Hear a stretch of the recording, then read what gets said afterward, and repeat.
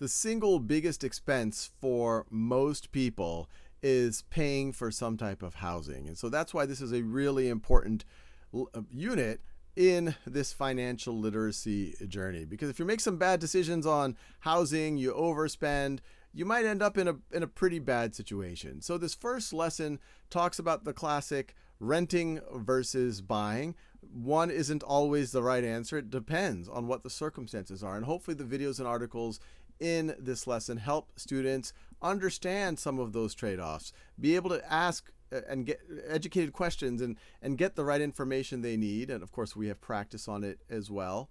And then how do you find the home that you might want to live in? What type of terms you need to understand in your lease agreements, making sure you're understanding the fine print.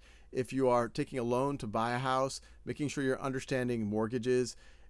I myself am guilty. The first time I bought a house, I just kind of signed the paperwork. It worked out okay, but I had this nagging feeling that I should know more of what I was actually signing.